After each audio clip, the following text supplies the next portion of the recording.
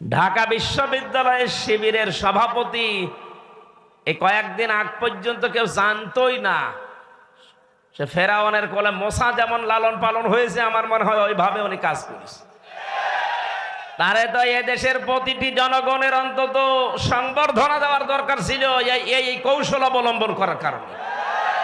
আর না, অনেক মুনাফিক, অনেক জালেম এখন উল্টা পাল্টা ফতোয়া দিচ্ছে।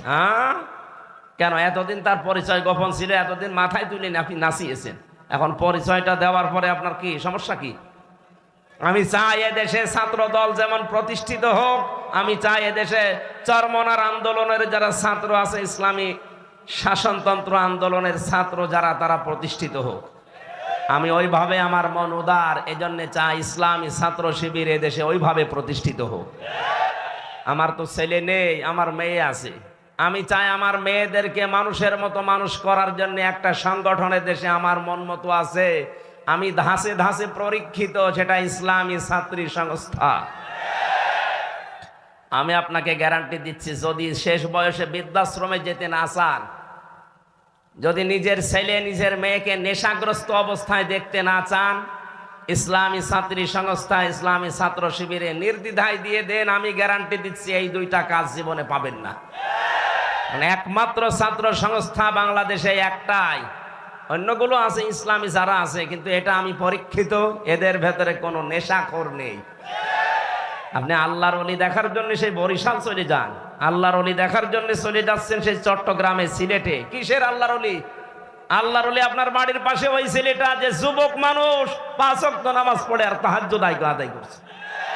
এটার ট্রেনিং দেওয়ার জন্য ইসলামী ছাত্র শিবির, ইসলামী ছাত্রী সংস্থা, এটা আল্লাহর নিয়ামত। আমি আবার বলছি, ছেলে আল্লাহ আমাকে দেয়নি, দুইটাই মেয়ে, এই দুইটাকে এরকম জায়গায় ভর্তি করে দেব। আমার জীবনের কোনো চিন্তা থাকবে না যে তাদের নিয়ে, কারণ ওইভাবেই তারা ধাসে ধাসে গড়ে তুলবে। 5 ওয়াক্ত নামাজ পড়লে রিপোর্ট লেখা লাগে যে আমি 5 ওয়াক্ত নামাজ পড়েছি।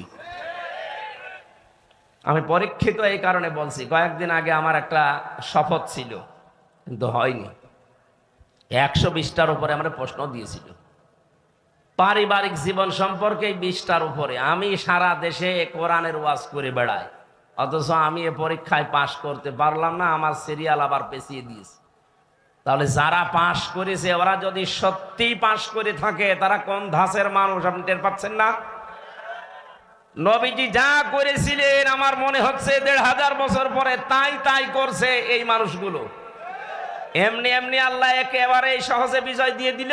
এর ভেতরে কত ঘাম, কত রক্ত, কত কৌশল, কত বুদ্ধি আপনি টের পাচ্ছেন? 15.5 বছর বহু চেষ্টা হয়েছে, কিচ্ছু হয়নি। জালেম আরো তার বৃদ্ধি বাড়িয়েছে। কথা বলেন। বিশ্ব নবী জানালেন, তোমরা পায়খানা কম বানাবা আর চুলা বেশি বানাবা। ওই সময় আবু জেহেল তো আগেই মারা গেছে বদরে। মক্কা বিজয়ের সময় বেঁচে ছিল, কাফেরদের যে নেতৃত্বে ছিল এই লোকটার নাম আবু সুফিয়ান। খুব কৌশল বস্তু। রাতের বেলা গোয়েন্দাদেরকে 4 জনকে পাঠিয়েছে, যা তো দেখ মোহাম্মদ এসেছে নাকি মক্কা বিজয় করার জন্যে, লোকজন কেমন আছে এটা একটু দেখে আয়। ওরা রাতের বেলা একটু হাফসা হাফসা দেখে, পাহাড়ের পাদদেশ থেকে তাকিয়ে দেখছে মানুষ আর কয়জন তো জানে না তাঁবুর ভেতরে, শুধু চুলা গুনতেছে। রান্নাঘর 1 2 3 4, মানে এক একজন মানুষ বানিয়েছে 8টা 10টা করে। 10,000 মানুষ যদি 5টা করেও বানায়, বলেন কত? এই 50,000 গুনতে গুনতে ওদের রাত হয়ে গেছে, রাত 12টা 1টা। একটা কাজ হলো, 5 চুলা যদি এত হয়তো মানুষ কত আছে ও গুনে শেষ করা যাবে না, চল নেতারে বলি। নেতারা এসে বলছে যে কি মানুষের পরিমাণ আমরা জানি না, তাঁবুর ভেতরে কত কি আছে, খালি চুলা গুনিছি। রান্নাঘর গণনা করতে করতে রাত প্রায় অর্ধেক হয়ে গেছে, আমরা চলে আসলাম, মানুষের হিসাব আমরা জানি না। ধমক দিয়ে বলছে, পাঠালাম তোদের মানুষ গণনা করতে, তোরা চুলা গুনলি, তোদের দিয়ে হবে না। আরো নতুন 4 জনকে ভোরবেলার দিকে পাঠিয়েছে, যা এবার দেখ।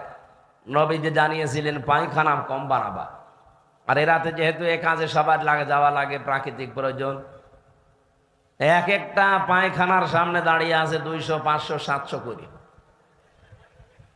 ওরা গণনা করছে লাইন, 4-5 লাইন গণনার পরে চিন্তা করছে এ তো কয়েক হাজার হয়ে গেল, আর তাঁবুর ভেতরে যে কত আছে ও আল্লাহ জানে, দরকার নেই। যে বলছে কত মানুষ আছে গণনা করতে পারেনি, কিন্তু পায়খানার সামনে যে লাইন, 4-5 লাইন গণার পরে আমাদের আর সহ্য হয়নি, চলে এসেছি। গণনা করতে পাঠালাম কি আর তোরা গুনলি কি? তোদের দিয়ে হবে না, আমি নিজে একা যাবো। সকালবেলা গেছি, রোদ পড়ছে যখন, চিকচিক করে তরবারির উপরে 10,000 মানুষ দাঁড়িয়ে আছে সকালবেলা। হযরতে আব্বাস রাদিয়াল্লাহু তাআলা আনহু আসছিলেন এই দৃশ্য দেখার জন্য।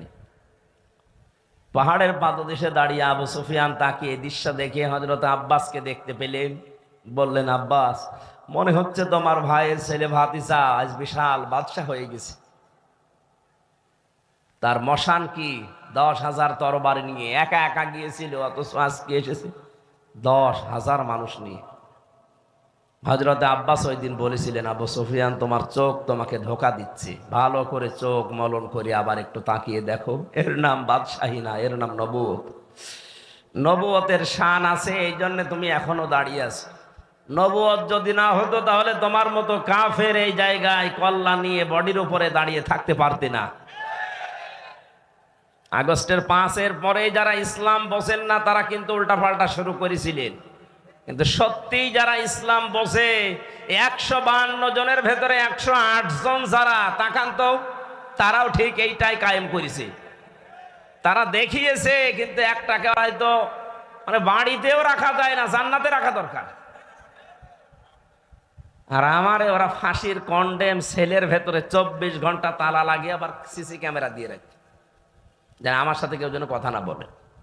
মাওলানা মামুনুল হক আর আমারে এত কষ্ট দিয়েছে, রিমান্ডে তো দিয়েছে মাটির নিচে নিয়ে, জেলখানার ভেতরে। আর অধিকাংশ পড়তো আমাদের মালায়ন হিন্দু, দেবদাস, সুব্রত বালা, দেবদুলাল, আশিক কুমার, এ নামগুলো মুখস্থ হয়ে গেছে। 3 বছর এরাই ছিল আমার সামনে। মুসলমান দিত না, মনে করতো মুসলমান দিলে যদি ওর উপর একটু দয়া দেখায়। খাবার দাবারের যে অবস্থা, মনে হতো কে যেন খাবারটা মাখিয়ে এরপরে দিয়েছে। অথচ উনি নিজেও আমার সাথে 4 দিন ছিলেন, ডাক্তার শফিকুর রহমান। এই লোকটা ঘোষণায় দিয়ে দিলেন যে আমরা আমার নিজের পক্ষ থেকে যা অত্যাচারিত হয়েছি, আমার দলের পক্ষ থেকে সব আল্লাহর জন্য মাফ করে দিলাম। কেবল 15.5 বছরের জঞ্জাল দূর করায় 15.5 দিনে সম্ভব?